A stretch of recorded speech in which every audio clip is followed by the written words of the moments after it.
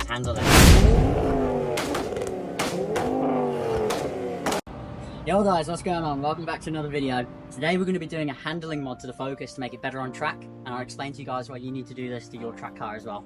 So what I'm going to be doing to the Focus is installing this rear sway bar. So this one is off a Gen 1 Mazda MPS. Obviously Ford and Mazda are all in the same like motor group, and the MPS sway bar is 25mm thick, whereas the original Focus ST one is only 20mm thick.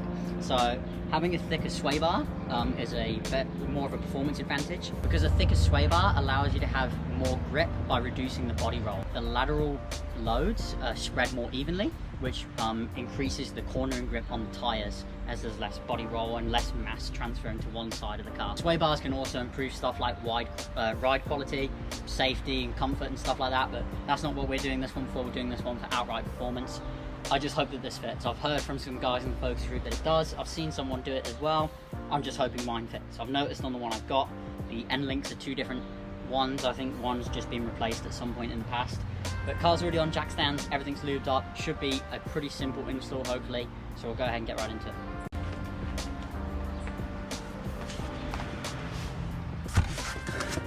So now we're under the car. I'll show you what we've got to do. Pretty simple. So this is the end links here, and this bar that connects to the bottom of the subframe is the rear sway bar. And all this bar is responsible for doing is connecting this part of the rear subframe to the rear lower control arms. So we've got to remove the one bolt for the bottom of the end link, and then there's one bolt up here for the top, and then two bolts either side for the sway bar. And these all seem to be relatively accessible, apart from this one up there, which doesn't look too bad either. One thing to know as well is there's an Allen on the end of these nuts, because sometimes the nut and the stud will turn together, so you have to put the Allen in to hold the stud as you undo the nut. But like I said, everything's lubed up. I just hope it actually is all going to fit. I do want to paint the sway bar at some point if I know that this all works and it makes a difference. So, but let's just go ahead and start taking stuff off. Just like everything, it's fucking super tight. God damn. There we go. And I'll show you what I was talking about. Watch this part of the stud, because this is just like a bushing. Watch, you'll see this spin. See? So you've cracked the nut loose, but if you sit here like this all day, you're not going anywhere. So you'll need to get your 5mm. There's a 15mm nut, 5mm spanner on this car, but you can actually start to break it loose like that.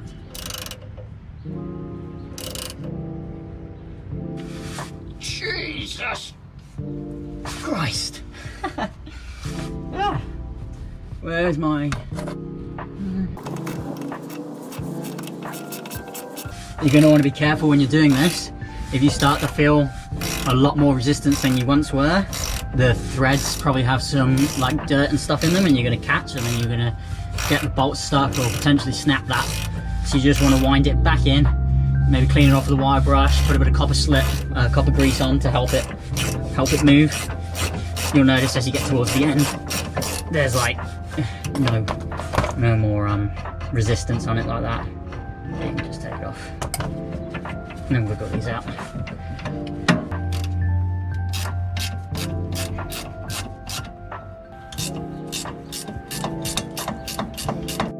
Now that our end links have the nuts off and they're disconnected, it's just time to remove those 4 13mm nuts, and then we can drop the sway bar out.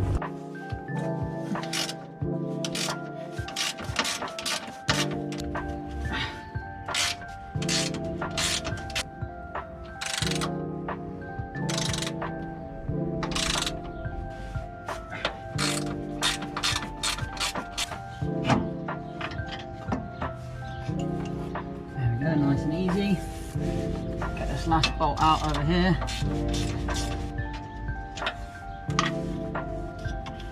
And that is the Focus ST sway bar removed. So now that the standard sway bar is off, we can get a good side-by-side comparison to see. I'm just going to come this side to get out the sun. But here is the 20mm thick one off the Focus, and this is the 25mm replacement one off the MPS. And even in weight, I'd say this one's a bit heavier. But look at the thickness, obviously 20 versus 25. The bushes are a little bit different, like smaller. Before I put these bushes onto the car, these ones, I'm going to coat them in some of the silicone grease just to lube them up.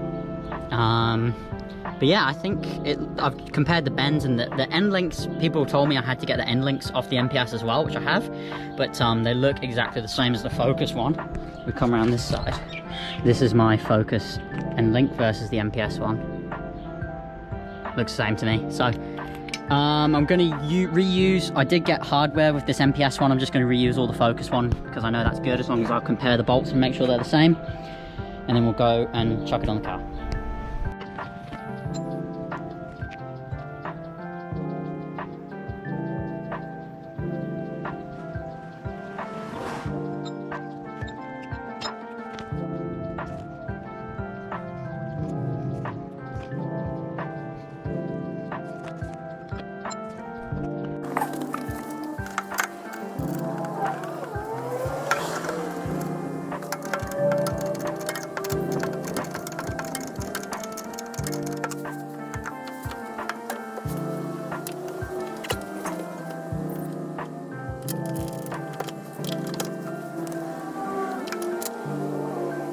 So you guys just saw me put that in, not too difficult, and the MPS one, I can fully confirm now, does bolt up directly.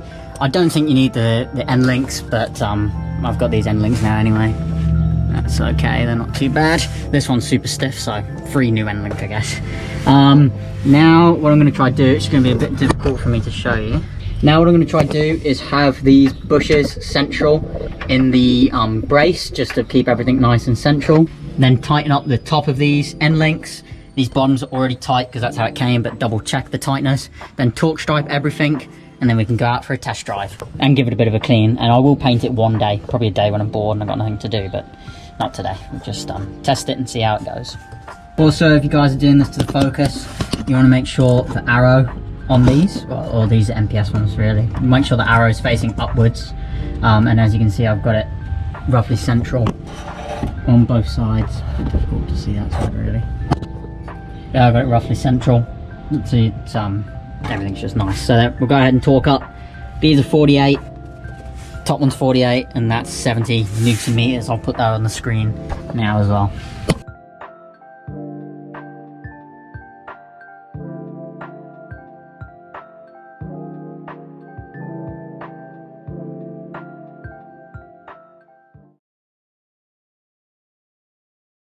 Alright guys, so we're out in the Focus now, doing a test drive after that sway bar install. And I'll tell you straight away, I've just left my house, that's all I've done, and gone onto the main road and swayed side to side like this. Like, I'll do it now if there's a bit of room. So like, just gone like this. And honestly, wow. It's transformed the way it's driving. The red light, so I'm just gonna stop. It's transformed the way it's driving. The rear definitely feels stiffer, 100%. Like, sometimes when I do a mod like this, I'm like, oh, is it a placebo effect? Like, is it actually made a difference? Now, this has made a difference. The back feels like it's like a solid fixed bar, and then the front feels super light, and it's just going where I'm pointing it. Like, it's made a massive difference straight away. I'm gonna let the car warm up properly, and then drive it down to just a bit of a twisty road near me. Not to go fast or anything like that, but just want to put it through its paces around some corners and stuff. Make sure there's no knocks or creaks. Nothing as of yet, so I think we're going to be good. And then obviously when I get back, I'll check that all the bolts are still tight, stuff like that. Just standard procedure. But yeah, I'm really excited to see what the sway bar is going to say right down these back roads. So yeah, I'm impressed with it already, to be fair. I wasn't expecting this, but no, I'm quite happy with it. Like the turning on the corners. Oh my gosh. Wow. Wow. I'm getting traction to flash in 5th gear going around that corner because the rear end is now so stiff. I'm assuming now the rear end is just so stiff that the front wheels are getting lighter, so they think they're losing grip. Wow, that's made a huge difference. Yeah, that's made a massive difference. Wow, that's Very impressive. Let's go around some more corners. Wow. Wow. The turn-in.